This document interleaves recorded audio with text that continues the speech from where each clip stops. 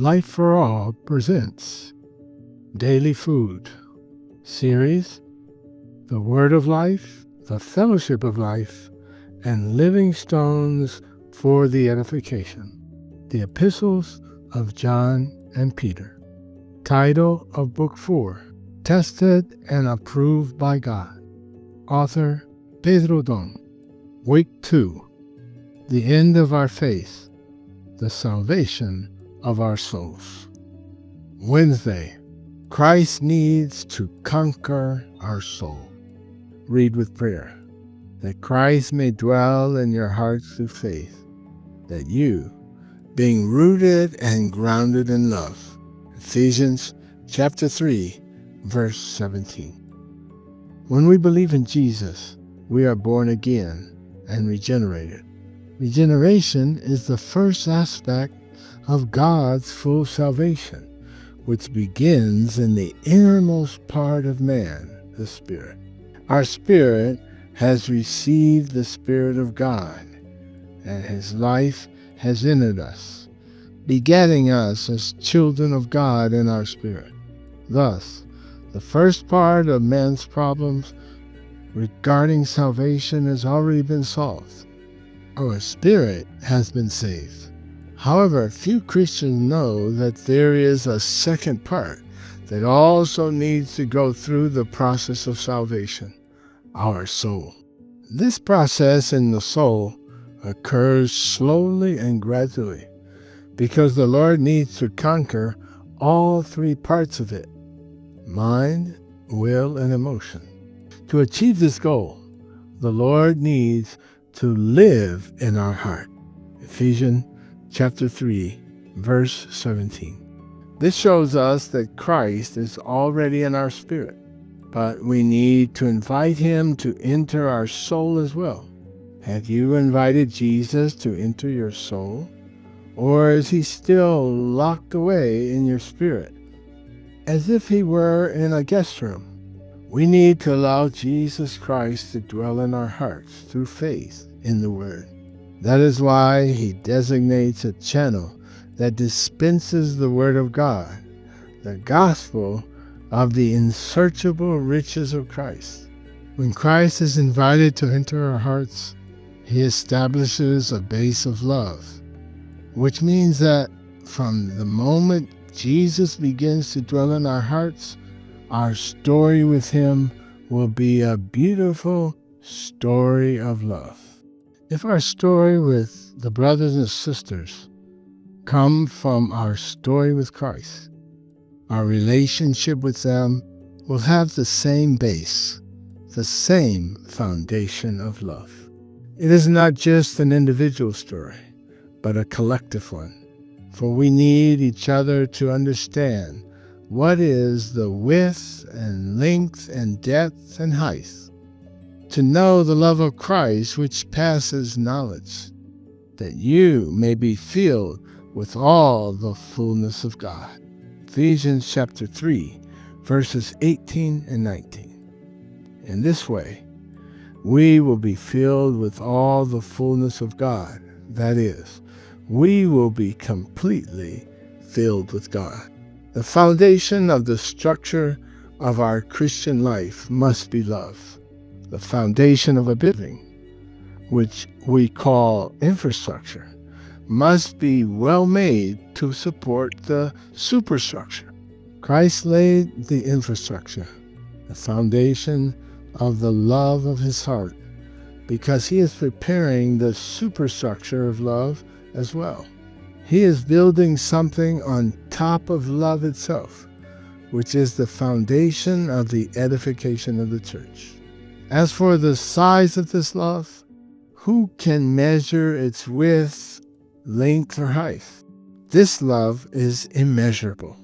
Therefore, we cannot understand it on our own, because it is far beyond human logic and is something totally spiritual.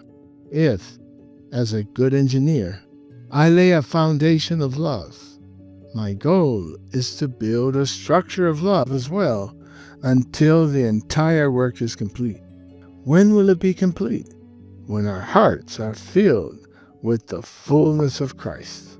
Ephesians chapter 3, verse 19. God is love.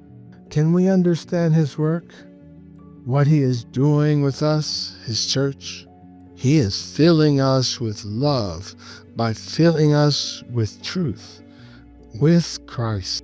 Christ laid the foundation of love and is inserting love within us until we become the fullness of God. This is why it's written in Ephesians that when he ascended on high, he led captivity captive and gave gifts to men. Now this, he ascended. What does it mean but that he also first descended into the lower parts of the earth? Chapter 4, verses 8 and 9. This passage refers to the death of Christ. God had his Son crucified, and when he died, Christ went to the lower regions of the earth, to Hades, and from there he took captive the captivity that held us prisoners of sin and death. And we were dead in our trespasses and sins. Ephesians chapter 2, verse 1. That is, we were in the lower regions of the earth and did not even realize it. But God, through Christ, went to Hades, took us out of there, and brought us to the heavenly regions.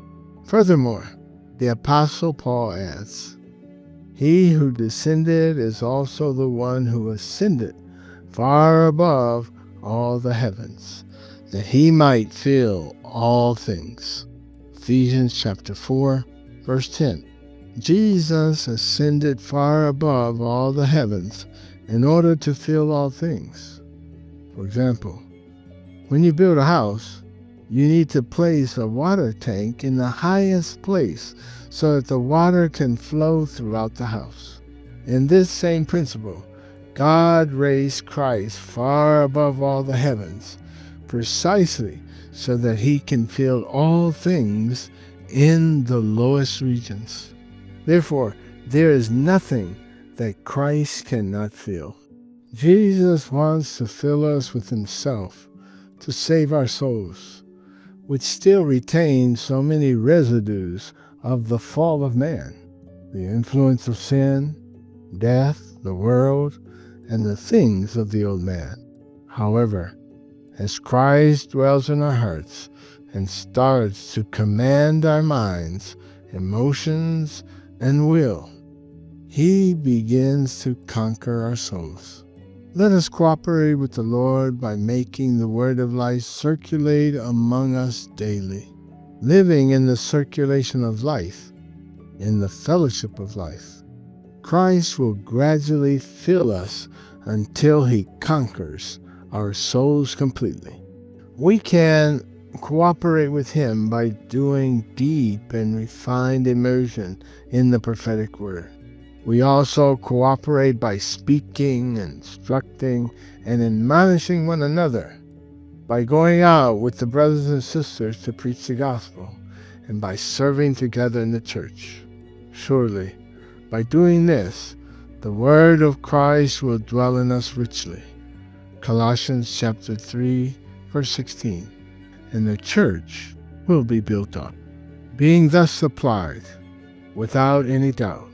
The child of God, who was born in us as a baby, will grow up to become the male child. Revelations chapter 12, verse 5.